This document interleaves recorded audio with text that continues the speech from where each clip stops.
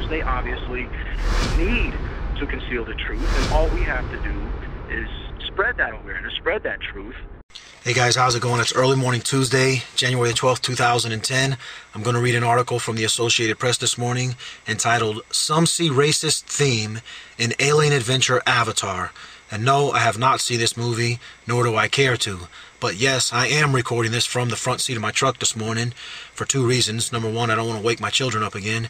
And number two, this will allow me to rest my hand on the steering wheel so as not to make any of you dizzy from the background moving too much. I'm doing the best I can, so on to business here. Near the end of the film Avatar, the villain snarls at the hero. How does it feel to betray your own race? Both men are white. Strange as it may seem for a film that pits greedy, immoral humans, in other words, whites, against noble denizens of a faraway moon, Avatar is being criticized by a small but vocal group of people who allege it contains racist themes. Now you would think, and it would be reasonable to believe, that it was whites who were issuing these complaints. But in actuality, it's non-whites, and the reason they give is the white hero once again gets to save the primitive natives. Since the film opened to widespread critical acclaim 3 weeks ago, hundreds of blog posts, newspaper articles, tweets, and YouTube videos have said things such as, the film is a fantasy about race, told from the point of view of white people, and that it reinforces the white messiah fable. White messiah fable? Is this similar to the privileged white flaunt? Some of you may or may not remember this or have knowledge of this, but when Eve Carson was slaughtered, she was accused of privileged white flaunt. This was a few years ago. And basically what they're stating in this idea of privileged white flaunt, that whites who go to the ghetto and go to places to do altruistic deeds and help minorities and assist them are in actuality flaunting their whiteness, and that they deserve to be killed. Many people were saying that this young white girl, Eve Carson, deserved to die because she was in the ghetto, of course, forgetting the fact and ignoring the fact that she was trying to help them out.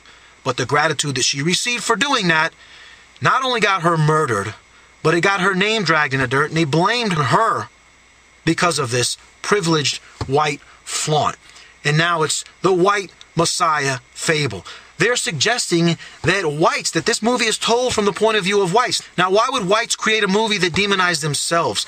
People don't see the logic in this. They actually believe that this is from the point of view of white people, that white people would knowingly demonize themselves and suggest that their own people are these money-hungry, greedy, thoughtless people that go around destroying the planet of an innocent native people.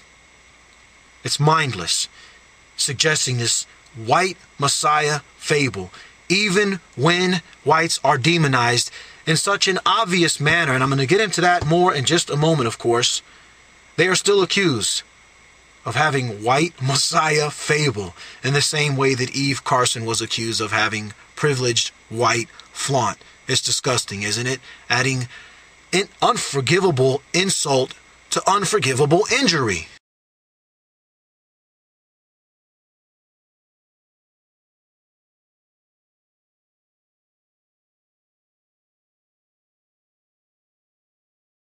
Anyhow, it goes on to say, like Kevin Costner in Dances with Wolves and Tom Cruise in The Last Samurai, are as far back as Jimmy Stewart in the 1950 Western Broken Arrow, Sully soon switched sides.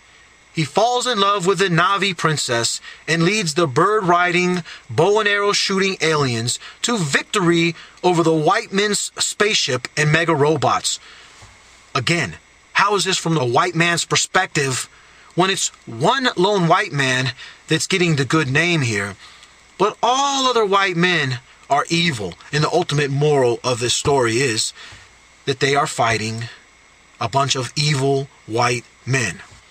Adding to the racial dynamic is that the main Na'vi characters are played by actors of color.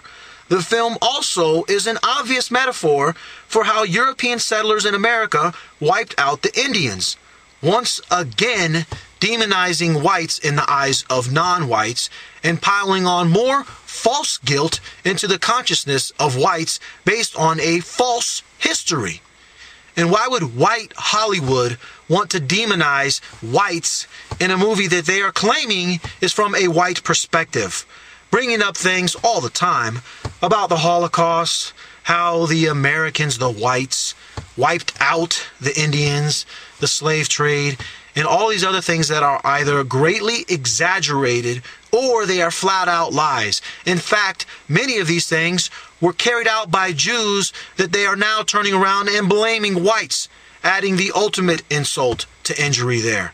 Flat out lying, doing these things, and then blaming whites for the deeds in which they either carried out or they orchestrated and had people carry them out for them. Robin Lee, an actress in such recent films as 7 Pounds and Hotel for Dogs, said that Avatar was beautiful and that she understood the economic logic of casting a white lead if most of the audience is white. Here she is, admitting that most of the audience, the intended audience, is white. But she said the film, which so far has the second highest worldwide box office gross ever, still reminded her of Hollywood's Pocahontas story. The Indian woman leads the white man into the wilderness, and he learns the way of the people and becomes their savior. It's really upsetting in many ways, said Lee, who is black, with Jamaican and Chinese ancestry. It would be nice if we could save ourselves. From the evil white man, of course.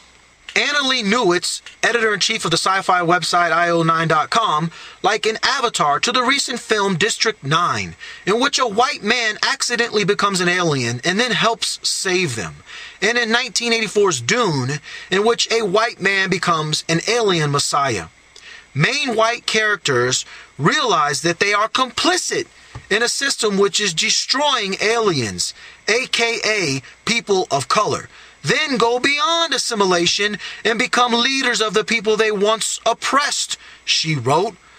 In other words, most whites are bad, but this one white person actually has some decency in him, and he then turns against his own white people, because of course they're evil, inherently evil, and he fights for the poor minorities. She then goes on to say, when will whites stop making these movies and start thinking about race in a new way? Wrote Newitz, who is white, although I suspect that she is probably Jewish.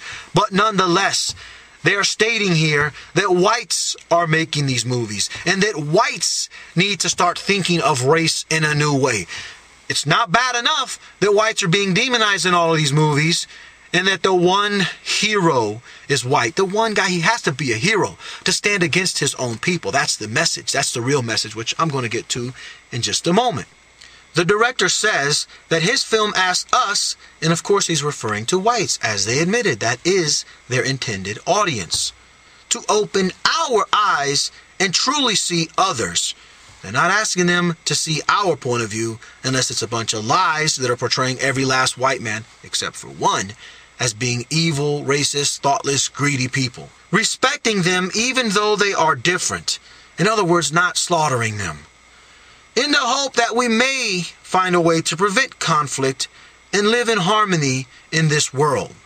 Though I highly doubt that these messages are going to lead to any peaceful living for anyone, especially whites, when Jew Hollywood, when the Jew media, when the Jew educational system is constantly demonizing whites and teaching non-whites to hate us, to openly hate us, to openly attack us, based upon these fictional tales of just how evil most white people are, so therefore they get what they deserve.